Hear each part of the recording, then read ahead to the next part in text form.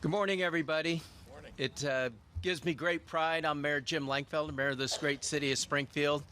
And really, today's event really holds a special place in my heart. First off, this was probably the last place my dad worked. Actually got the paycheck in his 80 years of age and plus. And he always held IDOT in his heart because they are the true professionals when it comes to state of Illinois, infrastructure improvements, what can be done to rebuild not only the state but all our cities. And then, we've had some tough times as mayor. We went 2 years without a state budget under a previous administration, previous governor, and that was very difficult. But thanks to Governor Pritzker's foresight and vision for the future, it helped put us on a path of success that nobody could have predicted. Nobody could have predicted the pandemic, but thanks to the legislative actions across the board, Democrats and Republicans, under the leadership of Governor Pritzker, the motor fuel tax was passed, and bright new days were ahead, and all of a sudden the pandemic hit, but that did not stop government from working. And that's a crucial part to why Springfield is one of the top post-pandemic places to be, along with Bloomington and Champaign, and that's due to the leadership of Governor Pritzker. I think the Rebuild Illinois plan, because our rail project continued to happen with regards to the $125 million invested by the state of Illinois. And what also Rebuild has done is build our streets throughout our community. It's 5th and 6th Street will be redone. Most importantly for us, as well as back then it was Alderman Doris Turner, and we're proud to say Senator Doris Turner. We really appreciate her leadership at the State House, because now we have the Walnut Street road diet for safer roads, and then we're looking at Lawrence Avenue, that intersection that was a dangerous intersection back when my father served this great city. So a lot of great things that were on the board for a long period of time are coming to fruition, and that's due to the leadership of Governor Pritzker and the foresight he had to really take that tough decision to move forward with the rebuild plan and continue it, because that's what we need to do to make a stronger future for all of us. So we appreciate everybody being here, especially my father's probably former workers, some of you at IDOT, but it gives me great pleasure to welcome you today to tout the accomplishments that have been happening, but most importantly, the multi-year plan moving forward to our future together. So thank you very much, and thank you to Secretary Osmond. We appreciate your leadership through IDOT in these very opportunistic times.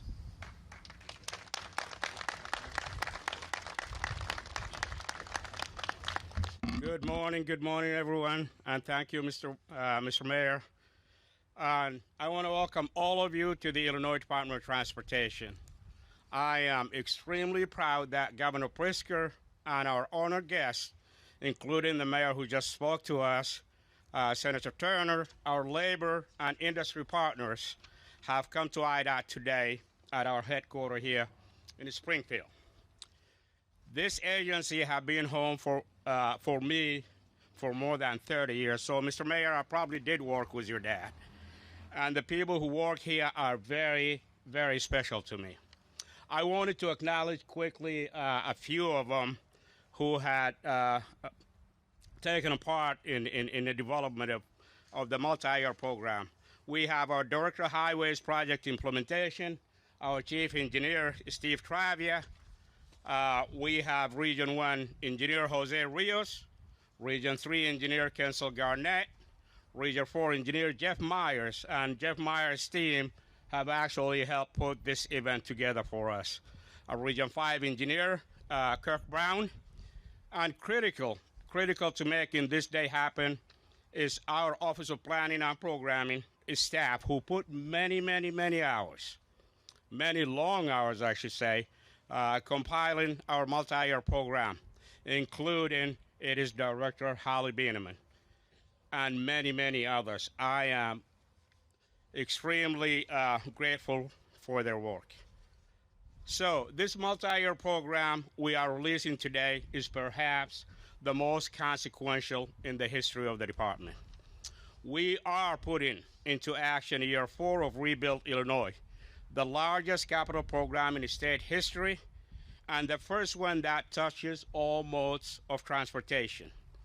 For the first time since Rebuild Illinois passed in 2019, this multi-year program does not just focus on roads and bridges, but shows how we plan to invest in transit, rail, airport, and waterways over the next 6 years, capturing the true multimodal mission of the Illinois Department of Transportation. It also does reflect the increased funding made possible by the last year's passage of the Infrastructure Investment and Jobs Act, IIJA, the biggest federal commitment to the nation's system of transportation since the Eisenhower administration. And at the governor's direction, we are bringing greater equity and transparency in transportation planning and programming through new data tools. We are also delivering our projects more innovatively. This summer, the governor signed Senate Bill 2981, authorizing IDOT to adopt the use of design-build delivery method, which will bring greater efficiency and certainty to the highway project. Although they could not be here with us today, I wish to pass along my gratitude and my thanks to Chairman Moylan, Leader Evans, Chairman Velavalum, and Senator DeWitt for their support. These projects outlined in our multi-year program are more than just words on pages. They ensure the people of Illinois have a transportation system that is reliable, safe, and provide economic opportunity across the state. As always, we will be proceeding with a commitment to provide equity and build a workforce that reflect the diversity in our great state of Illinois. It does remain the blueprint for how we rebuild Illinois. And without additional delay, I would like to introduce the person who has made it all possible for us, Governor Pritzker. Governor.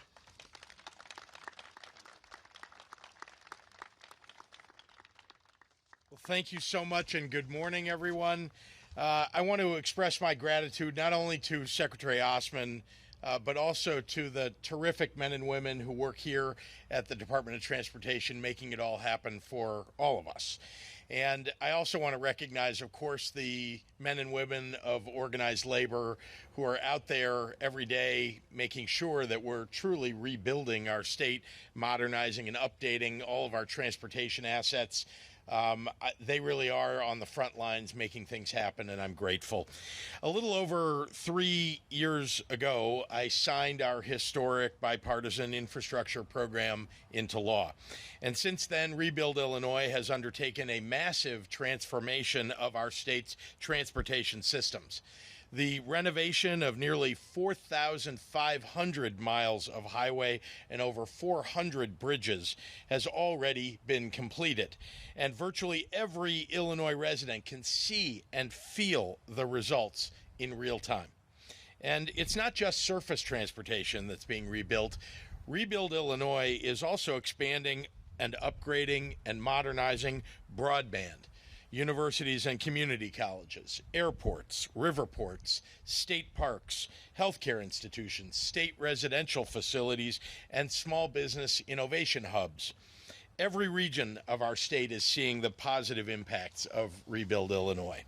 As governor, the well-being of our residents is always at front of mind, and it always will be my top priority.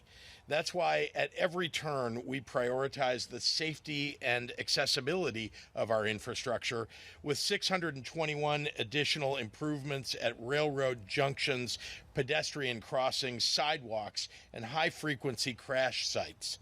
And of course, Rebuild Illinois is also a vehicle for prosperity for our workers and our families.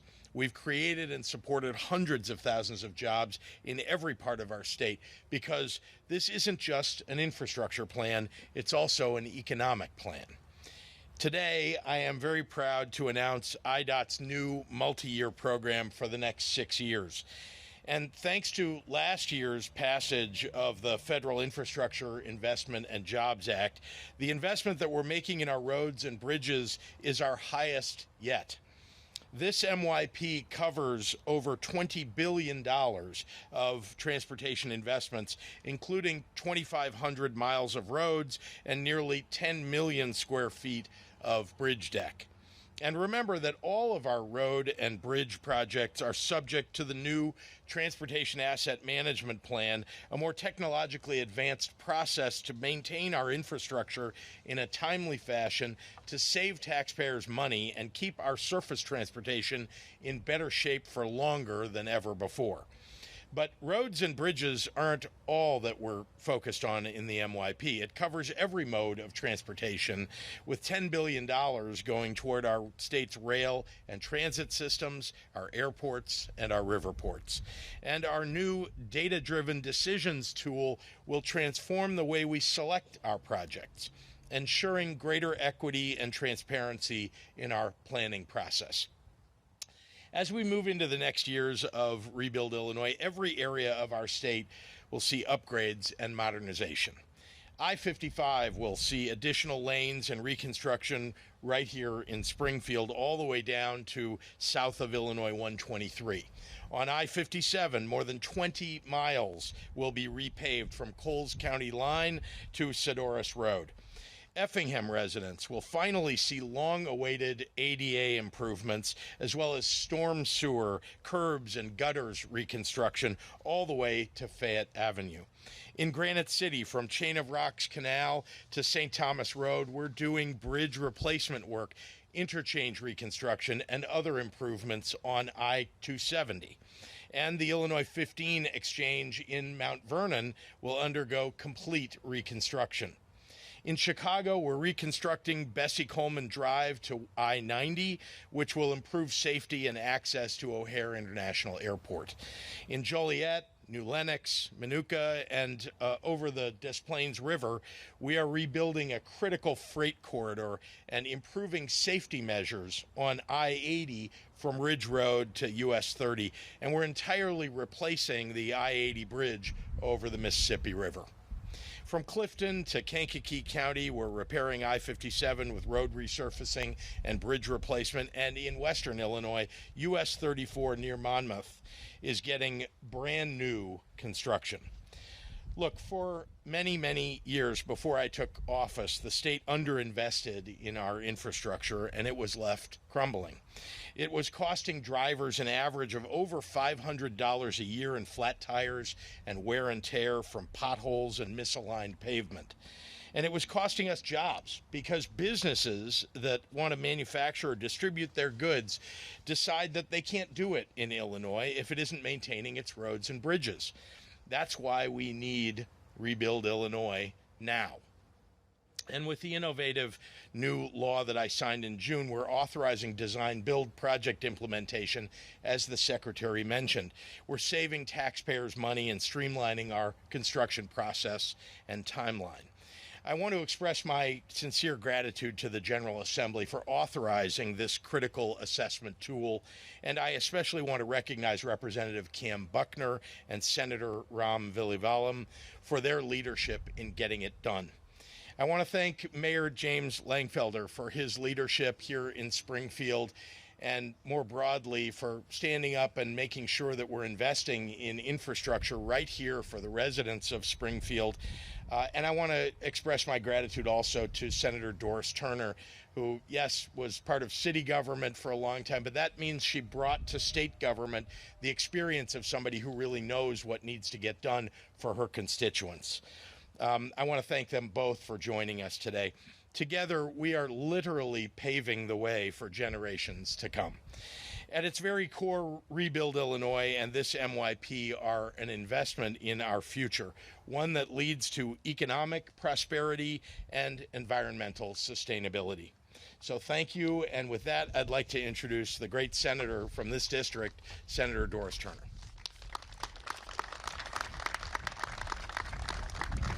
Good morning. Oh, y'all are so weak. It's a beautiful day. The state fair is here.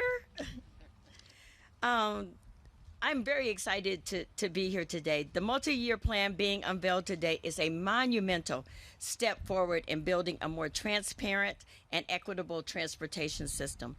Dedicating billions of state and federal funds, we are using new equity-based metrics to guide essential infrastructure improvements.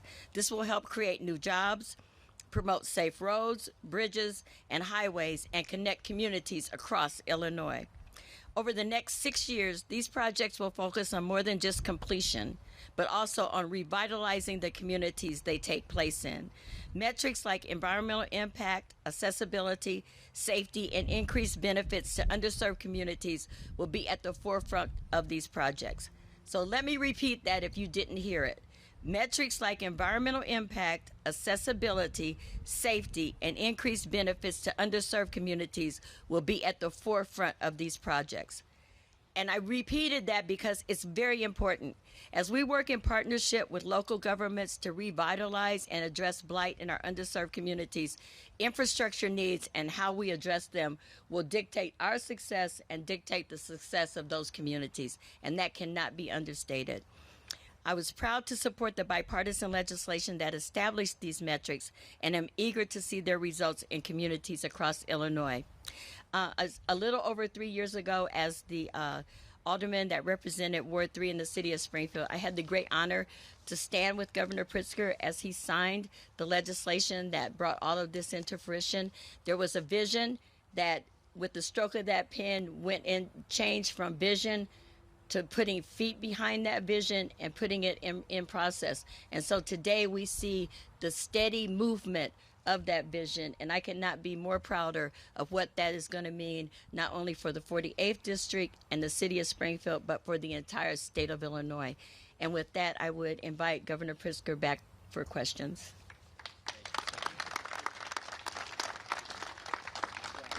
Happy to take any questions from members of the media.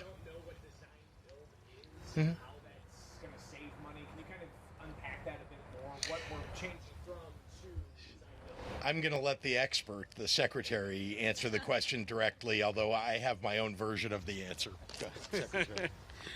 Most likely it's not different from mine, Governor. But design build, it does eliminate at least one step. The traditional version is you design, you bid, and you build.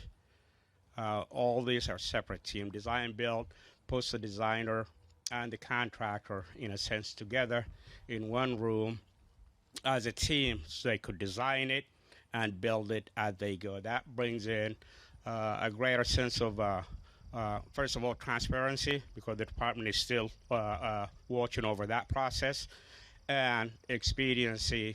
So we won't take, sometimes our larger projects especially, it takes much longer time to put out for letting, so to speak, and for the contractor to start building. Is bringing that entire team up front together, working together, and putting that project out there in a practical term early on. And was there a cap on what project cost design build? I do believe that the legislators does cap it at $400 million over the next 6 years. But no, for the entire program. Yes, that's a cap. Can you put a dollar figure on how much inflation has increased the cost of projects from last year or even earlier this year to this point? Right, that's a great question, and I'm going to give you a range from what I know for us here, and it's very, very similar to our adjacent state, the Indiana, the Missouri, Iowa. Typically, the inflation has caused at least 10% increase in the price. Sometimes it depends on the project itself, because some of the commodities and some of the materials is pretty hard to get, especially on the steel and the bituminous material side. Sometimes when the market dries up, the price goes up. But we're seeing a little bit of stability right now, at least, but we have seen an increase of at least 10%.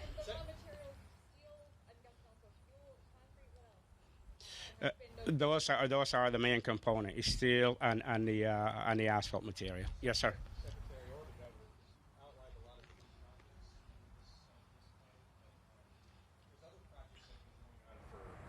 For a long time, years Right. even. Like, for instance, Chicago area, I-290, the Jane Byrne interchange Right. further south, the I-80 bridge. Absolutely. Is this funding going to speed up some of those existing projects, or is this strictly going towards new projects?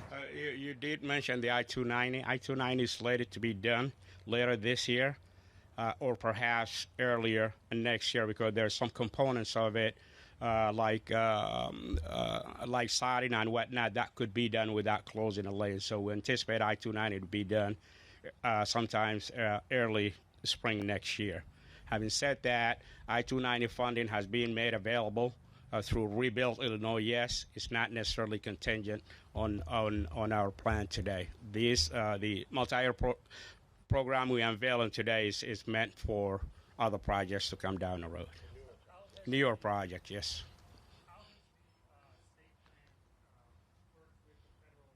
It allowed you to get more federal money because there's a plan? Indeed, it did. And I think there's one pager that we're going to distribute. It's going to show at least $1.4 billion coming in strictly for bridges. That is a main focus of our federal FHWA partners.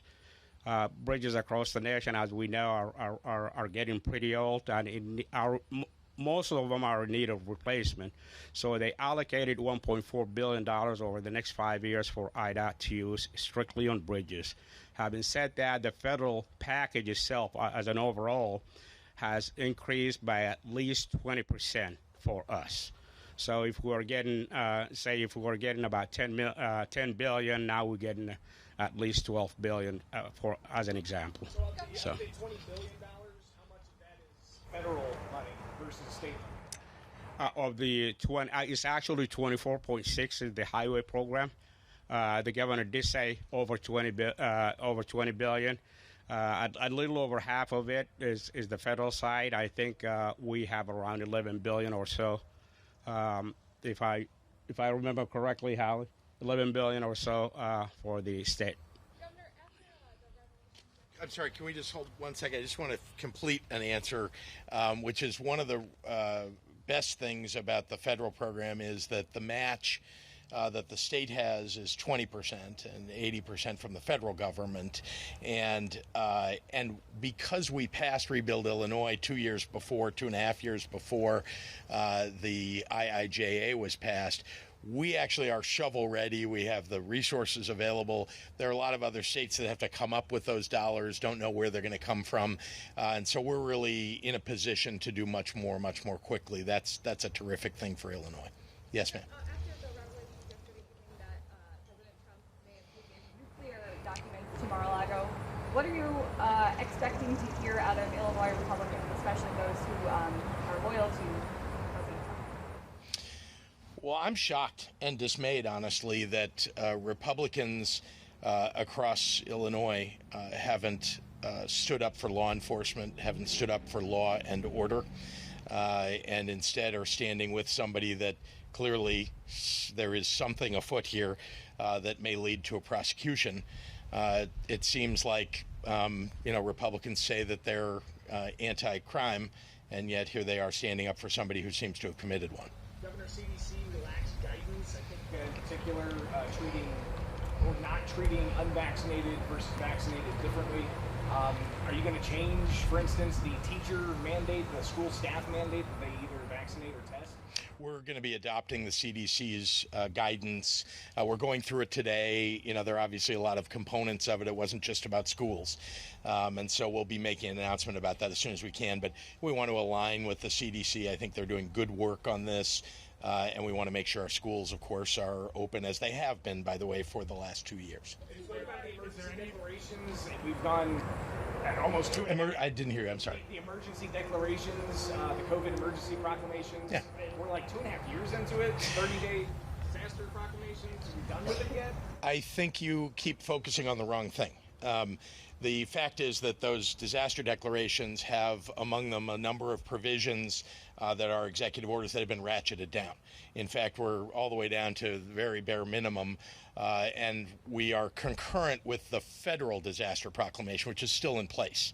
And so we'll be leaving that in place to make sure that we're getting the maximum amount of federal funding for the state of Illinois. I want to remind you that Illinois historically has been a donor state to the rest of the country. We don't get back in Illinois the tax dollars that we send to Washington, D.C. We ought to get those dollars back, and this is one of the ways that we can do that. But very importantly, this is about making sure that we're dealing with COVID-19, ratcheting all the way down, keeping people safe, because COVID-19 has not gone away.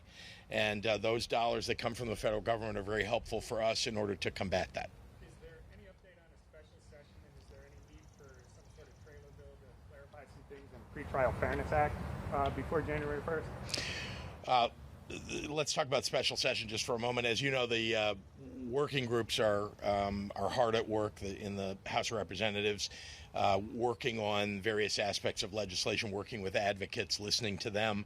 And so we're, cautiously optimistic that they'll be able to come up with ideas for us to be able to bring forward in a special session or in veto session, or some of it may even be in the new year. So that's essentially what we're looking at right now. We want to make sure that everybody's brought together so we have the best legislation put forward possible. All right, thank you, everybody. Thank you.